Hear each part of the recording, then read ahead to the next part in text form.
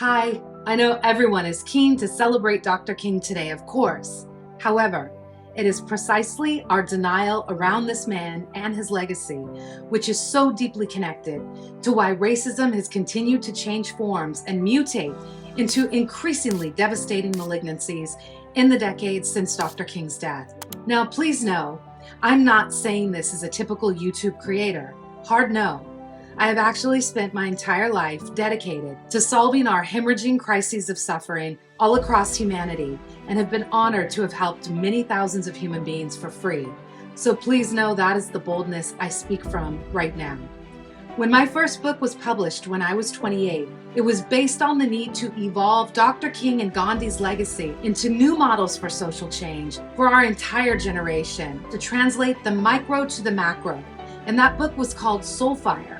And the Reverend James Lawson, Dr. King's partner in the civil rights movement and the co-founder of the SCLC, spoke at my book launch for nearly 40 minutes.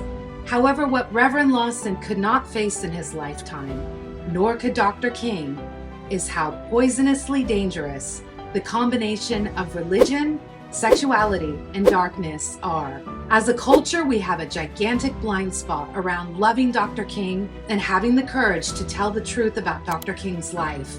Terrified, essentially, that if we look at what, say, his famed and trusted biographers David Garrow and Taylor Branch have both reported in detail about the massive sexual incongruences Dr. King continuously displayed throughout his adult life, that this somehow means that we do not love the man.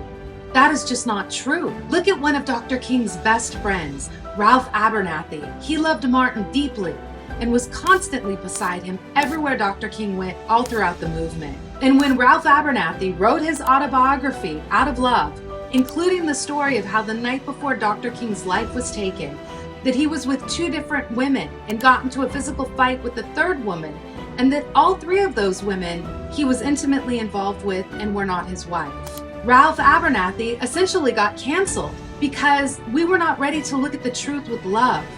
But oh my goodness, we need to be ready now, because the world urgently needs us to evolve our methods to finally transform the malignant cancer of racism. And the only way that this will ever happen is to begin by acknowledging how imperative it is that how we live and how we lead matters. Congruence and alignment between who we are in public and who we are in private, in fact, matters immensely, not just for Dr. King, for every single one of us. And that is why the only thing that Dr. King and Epstein will ever have in common is the danger of stagnant atrophy to society that it is when powerful men hide their sexual darkness, because that topic is gigantic for the evolution of the entire human species. We cannot keep waiting for the world to change. I invite you today to listen to the I Have a Dream speech in a whole new way. Instead of listening from hagiography or idol worship, see the truth. We need to finally stop romanticizing this premise of experiencing the everyday humanity of others and of ourselves as some one day far off dream of getting to the promised land. Because real talk, has the dream come true? It is 2026, and if we are honest, that dream has now today turned into a nightmare of everyday inhumanity in our country and of course now all throughout our world. The future is right now, because the time to build a new world so that everyday people everywhere can access that promised land is now or never. And we need new models in order to bring the future into the present. So please stay tuned for an introduction of the middle ground between MLK and Malcolm, between pacifism and militancy, because that is the path our world so desperately requires. And for today, let us celebrate how far Dr. King got and the need for all of us to now go far further than we have ever gone before. Because it is time we shift our focus to globally, to the whole collective state of the human species, not just on the issues of one nation or of just one group. My name is Bridget Sicard, and I am here to help humanity evolve out of ancient cycles of self-destruction without religion and without ideology, on behalf of the children of our world who have turned unacceptably into collateral damage due to our numb embrace of broken models.